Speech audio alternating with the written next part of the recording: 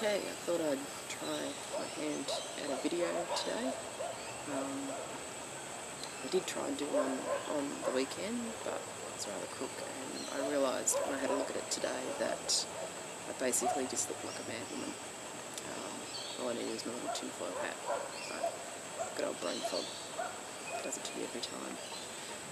So I thought about doing the video because one of the things that's been coming up time and again on the groups and the forums and everything like that is the whole issue of the invisible illness tag, which bugs outside, which dysautonomia fits into quite well.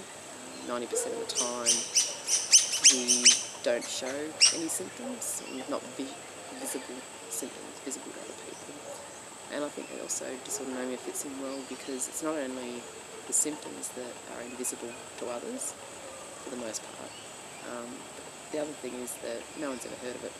So if you say you've got dysautonomia, people look at you like you're a freak and don't know what the hell you're saying or anything, and then you try to explain it and it's complex and it just never works out well. So it's invisible on a number of levels. We have no real PR stream like many other disorders do. The other reason I've been thinking about it is the last week and a bit, so it's only 2 weeks, I've been really quite crook. I don't know if things have been catching up with me, just, I don't know, doing too much, and the heat and the humidity's been shocking here in Melbourne, the early seasonal stuff. And we're actually expecting another nice humid storm right now, so I've picked a great time to videotape. I sound a bit better now. I'm still a bit croaky, so I apologise for that if I'm not very clear. Boys keep telling me I still sound like I'm a 3-pack a day smoker.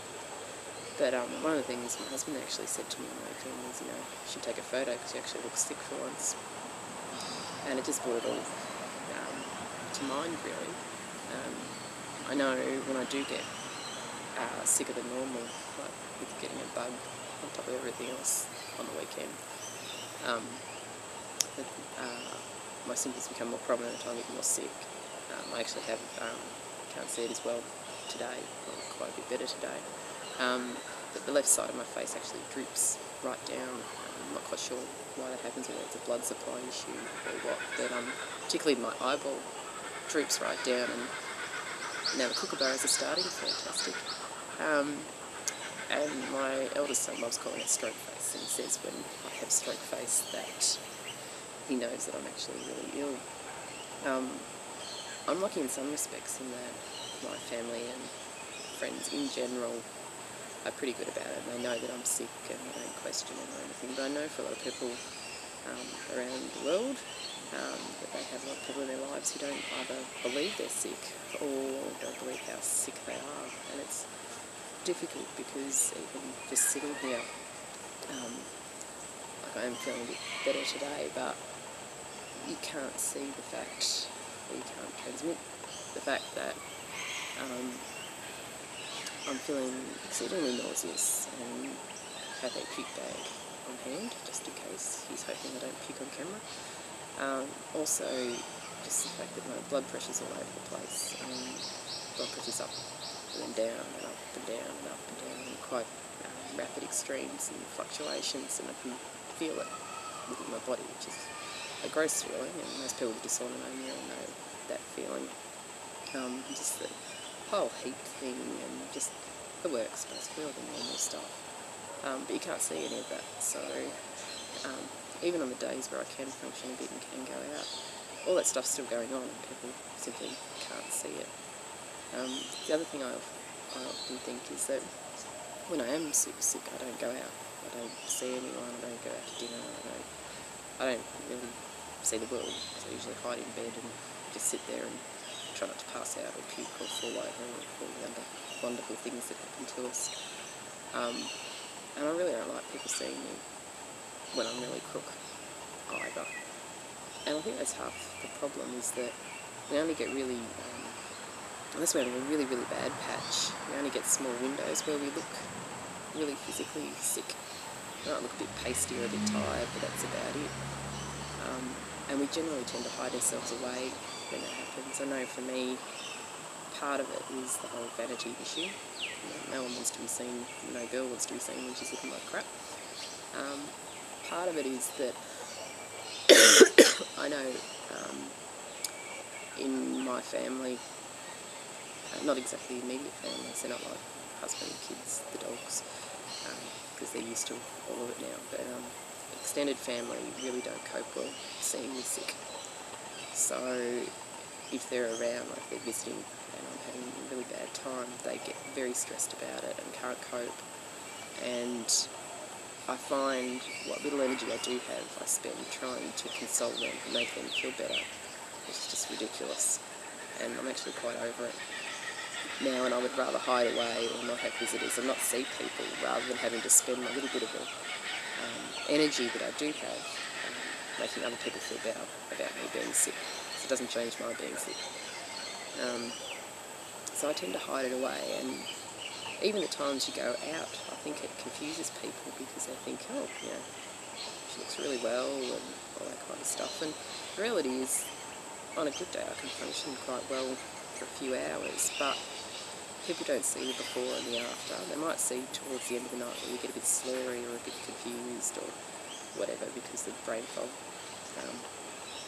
starts to kick in.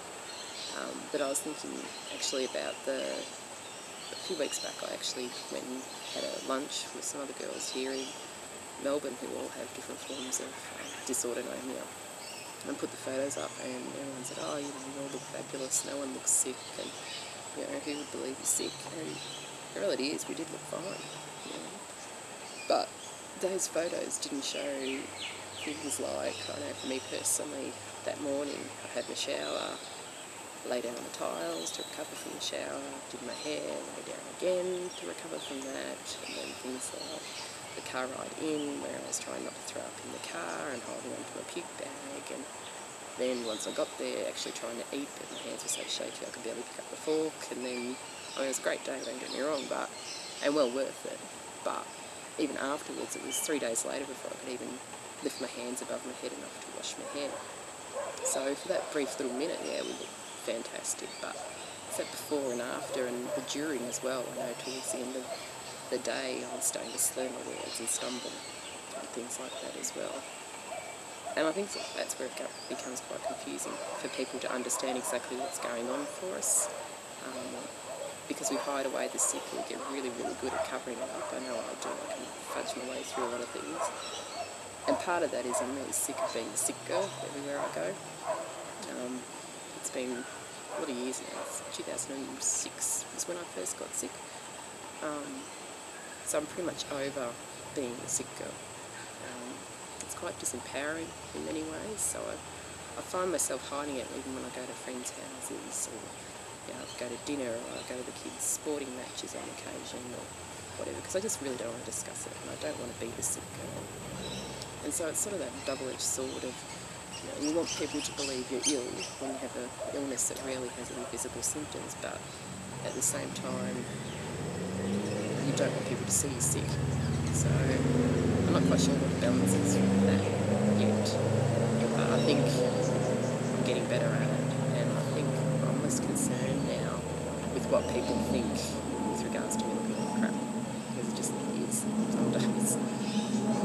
And I think really all of us who have dysautonomia or other invisible type illnesses need to be a bit more open about showing that we do have those times where we actually do look ill.